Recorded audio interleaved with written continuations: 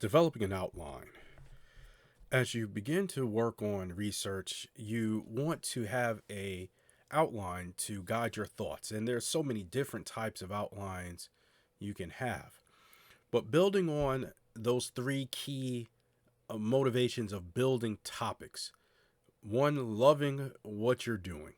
Two, being able to keep it within a 30-second elevator speech. And three, not making it too broad, all goes into building your outline. So, your outline is similar to this. It should be a framework of how you want to write and prepare your presentation. Now, for some people, they make presentations that are too long. Some people sometimes present too short. But an outline really guides your thoughts.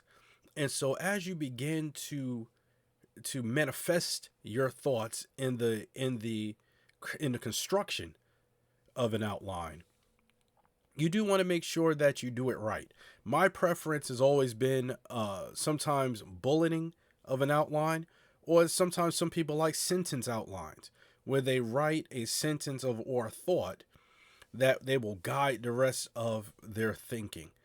Sometimes, I use the bullet point way of developing an outline because it gives me a lot more structure. I can list major topics under those bullet points and then begin to flow my thoughts from there. But either way, as you begin to work on these topics and you work on your outline is going to be the skeleton of your writing. So if you write a poor outline, you will write a poor paper. If you write a disjointed outline, you will have a disjointed paper. So, really, your outline helps you with the flow of your information. Sometimes people suffer from information overload, or sometimes people can be in an informational desert. We want to kind of make this outline more of a an oasis of an outline where there's enough water, there's enough grass, there's enough tree, there's enough shade to be able to help you put together a competent picture of how you want to present. So, as we continue to work and build and create and manifest these outlines, remember, continue on those same principles to make sure that it's concise but enough to give you a body.